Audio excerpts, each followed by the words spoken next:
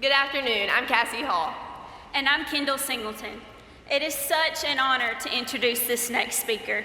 She has always amazed me with her ability to capture the attention of an audience, and for her talent of putting away way more Japanese food than you would think would fit in such a tiny body. She may be short in stature, but her love for others and Jesus Christ is overflowing. She truly leaves a meaningful impact on everyone she comes in contact with. I feel very blessed to be her little sister. She is absolutely one of the most selfless people I know. She's always kept an insanely busy schedule, but I can't begin to count the times that she has paused during her crazy to-do list and asked me how my day was going or how she could be praying for me that week. She brightens the room with her warm smile and always encourages others with positive words and loads of enthusiasm. It is an honor to introduce to you my big sister, my best friend, and your 2012-2013 National FFA Secretary, as she presents her retiring address entitled Junk to Joy, Kaylee Hall.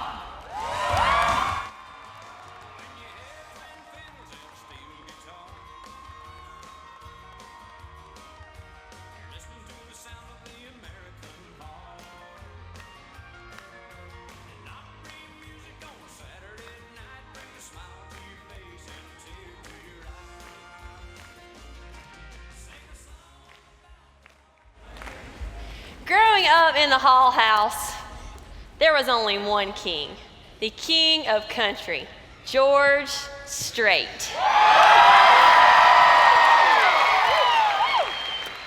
But the first time I walked into a movie theater, the king of my childhood was born.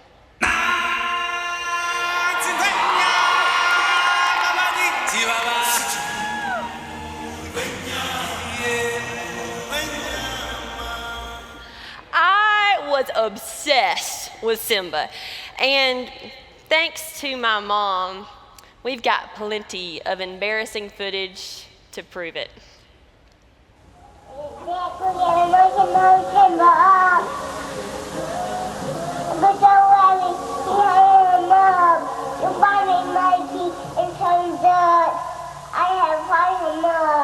Yeah.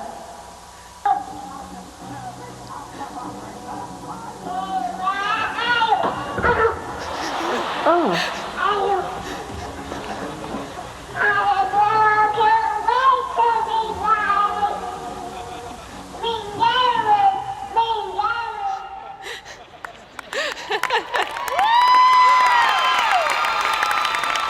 Let me translate Southern toddlerese for you. Oh, I just can't wait to be king. I meant those words from the bottom of my little 2-year-old heart. Even as little kids, we just cannot wait to be taller, stronger, faster, smarter, and better than our own kingdom of subjects, who will hoist us to the top at the end of the song and bow as we make our own way to Pride Rock. Now, at the end of the song, Simba falls to the ground, and thanks to an unfortunately placed coffee table, I follow suit. But deep down, there's a part of each of us that wants to be king, and we all keep falling. You see, from day one, our hearts have been leading us on this quest for kingship. But at the end of the day, and the end of our lives, we see that all of these little prizes, these jewels we've been working so hard to get to put in our own crowns, are really just junk in comparison to the joy that's available to us.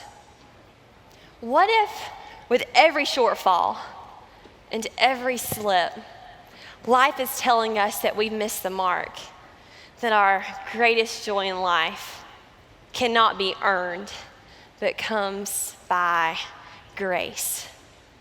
It's time we stop playing the carnival games for a cheap prize and treasure the gift.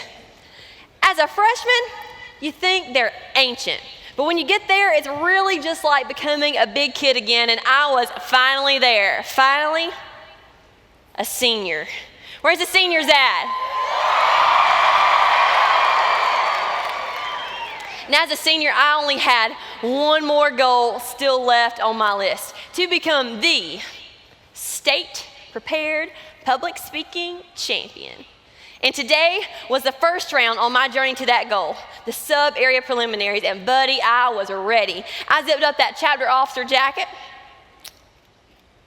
president, slipped on my new black heels, just like the ones the state officers wore. And in keeping with chapter tradition, popped in a few Skittles for good luck and walked in to give my speech. I came back out, and let's just say I rocked it. Best time ever. 7 minutes on the dot. Those questions they asked at the end, nailed them. This was a done deal. I walked in and gave my advisor that smile that says, "Hey, I've got this," and just waited for the official announcement. All I had to do was get first or second, and I was going on to the area finals.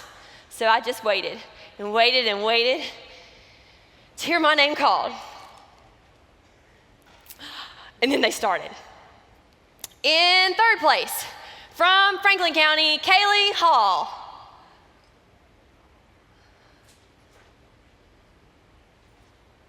What? Third place? Hold the phone. I had done everything right. I spent the past 2 months of my life cooped up in that little closet in the ag building, practicing typing, reciting, memorizing. I had created perfection. For what, third place? Psh, more like first loser. I mean, yeah, I probably had developed some discipline through the whole research process, and I'd actually become pretty interested in urban agriculture, even kind of developed a passion for it. But you can't hang discipline on a wall or pin passion underneath your name on an FFA jacket. I was supposed to win. I had earned it, and the fact that my good was not good enough was eating me alive. So I shut down, just like I'd been doing for years. You see, years ago, I stopped doing things I didn't think I could win. If I didn't think I could be the best, I wouldn't even try. I dreaded the days that my sister Cassie would beg me to come outside and play softball with her. I could not make contact to save my life, so I didn't play. In 7th grade, algebra showed up, and math stopped coming easily to me, so through high school and even college, I just slipped by, taking as little as possible. I didn't learn. And as all of these memories kept attacking my mind, it hit me. I was chained to performance, a pressure and a desire to be the best, to win, that left me feeling empty every time. And I can't help but wonder if maybe you are chained to performance and you feel that same emptiness. You see, this captivity to performance shows up in some ugly ways in middle school and high school. You may think to yourself, I study from the time I get home until my head hits the pillow, but I still cannot get ahead of her in class ranking. I do more drills than anybody. I work hard on the off season, but one more injury, and I'll be completely wiped off the Scouts' radar forever. I can kiss that scholarship to play college ball goodbye. I watch what I eat, I work out, I get up early to fix my hair and makeup just right, but he does not even know I exist. I come to every chapter event early, I stay late, I look for ways to help out, but I'm not an officer, so I'm not really a leader. And this doesn't just go away when we get older. We grow up and get jobs and think, man, I have put in the hours, I have earned that raise. We get married and have kids and put them on the fast track to becoming homecoming queen or prom king. We become ag teachers and coach our students to win that CDE. But what if that doesn't happen? Now, don't get me wrong. pushing ourselves, giving our best effort, even receiving the pins and plaques that we give out on this stage are not necessarily bad things. But joy is not there.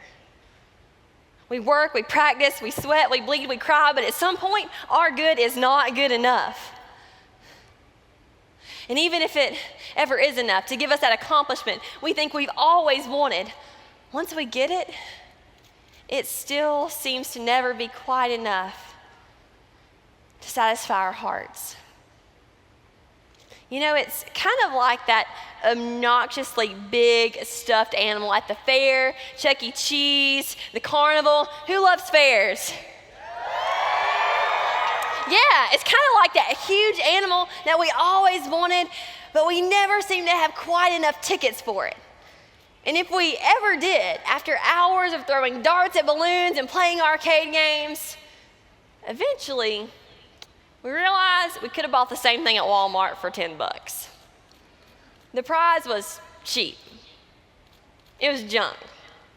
And the joy didn't last.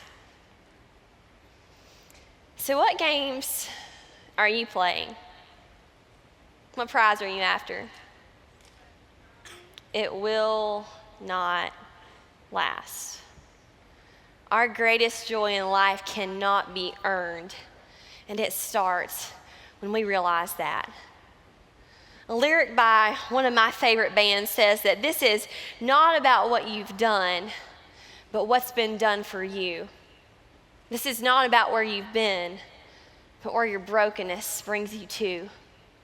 When we see our brokenness in the chase of the carnival prize, we see our need for something so much better. And that something better became real to me just a few months ago when our team visited a children's home, and I saw this look from the sweetest little girl I hope I never forget. My teammate Lindsay was leading us in a game of four corners where one person stands in the middle with their eyes closed, the music starts, and everyone else runs around the room. When the music stops, we all run to different corners, and the person in the middle with their eyes closed points up, points to a corner, and everybody standing in that corner is out. We had played several rounds, and people were starting to get a little bit sneaky. Would run over here and make a lot of noise on this side, and then bolt over here to try to confuse Derek in the middle. But at the end of the day, this is not really a game of skill or strategy. You're just at the mercy of the person in the center. And so we had played several rounds, and we're finally at the last one with two contestants left, Colton and Catherine. The music started for the final time, and they ran. Music stopped, and they ran to opposite corners. And Derek raised his hand with his eyes closed for the final time and pointed to the corner. And there stood Colton. Colton was out, and Catherine was the winner. We gave her a high five, a fist bump. We celebrated a little bit, and then we ran on over back to the middle of the room to start our next game. And as we did, I noticed that Catherine was still hanging back over here, so I wanted to go see what the deal was. And Catherine had both hands over her mouth, and tears were starting to well up in her eyes a little bit. And Catherine said, "I have never won anything in my life." And as soon as she said that, I felt that senior FFA member rising up in me again. And though I didn't say anything, my mind was racing. When Catherine, you didn't win. See, winning is working your tail off. It's beating people. It's being better than the rest of the competition. It's paying your dues. It's getting up early. It's staying up late. It's doing extra drills. You have to earn it. You just happened to get picked. You didn't do anything. You didn't win. How ridiculous was I? See, Catherine, I don't know her entire story, but this sweet little 10-year-old girl has grown up in a really bad family situation. She's taken from her parents, and now she lives in this home. But 10-year-old Catherine had learned something that this 21-year-old child of the American dream family had yet to learn. See, Catherine had never earned a carnival prize, but she had just received a gift of grace. When I talk about grace, I'm talking about a goodness that we can't earn or deserve, but simply treasure. See, Catherine showed me the truest joy of winning I've ever witnessed, and she had absolutely nothing to do with it. She was simply thankful for the gift of that moment, a gift of grace. Have you ever had one of those moments in your life, like Catherine, when by grace someone has opened your eyes to the preciousness of a gift? Maybe you went through a sickness, a surgery, an emotional battle where you really couldn't take care of yourself, but someone came to stay by your side every step of the way. We probably were in no shape to earn their love or their support in those times, but they gave us the gift of family. That's grace. How about the time your best friend saw the disaster at the end of a decision you were about to make, and even though they knew it would probably make you mad, you might not talk to them for a while, or maybe ever again, they loved you enough to tell you the straight up truth, even when it hurt, and to warn you about what they saw coming. We probably didn't treat them in a way to deserve their tough love and their honesty, but they gave us the gift of truth. That's grace. Perhaps it was a teacher. Maybe even an ag teacher sitting in this room right now who spends early mornings getting ready for labs, weekends at livestock shows, summers at camp, who's opened your eyes to the gift of FFA.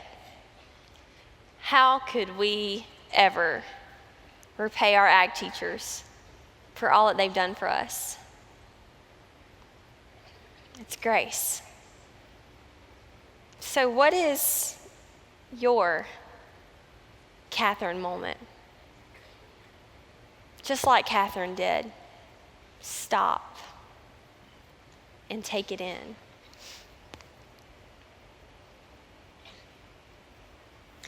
And if we'll look for them, we will see these traces, these gifts of grace every day. Bombing a test and your teacher gives you a second shot, grace. Ladies, ripping your nylons and your advisor makes a pit stop to get you another pair, grace.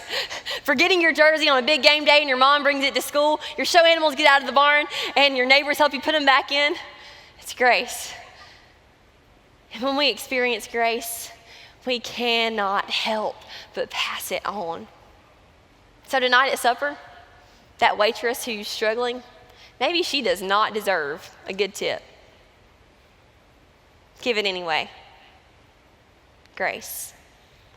That little brother or sister who asks you a million questions and drives you crazy every time you come home, maybe they have not done a thing to earn your patience today. Give it anyway. Stop and listen to them. Let them try on your FFA jacket. Grace. Today and every day, look for grace and pass it on. You know, when we have a moment of grace, everything changes.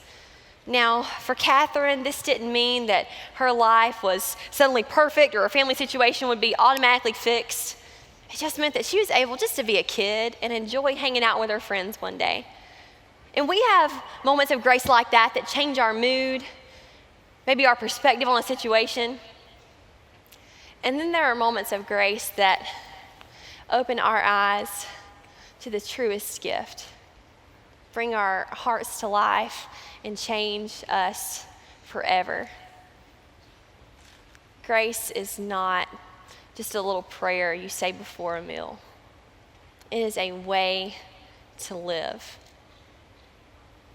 The vibrant life that we are created for is more like four corners than a speaking competition. It's more about a steady rhythm of grace that brings everlasting joy than an emotional roller coaster controlled by the wins and the losses of this life. It's more about what's been done for us than what we can do for ourselves. All the accomplishments, the titles, the offices, the senior superlatives, the Twitter followers we've been working so hard for cannot compare to the value of the gift that we can't earn or deserve, but simply treasure. It's by grace. Failure is overcome by forgiveness. Falling short with falling in love. Fades away. Lasts forever. It's by grace and only grace can we move from junk to joy.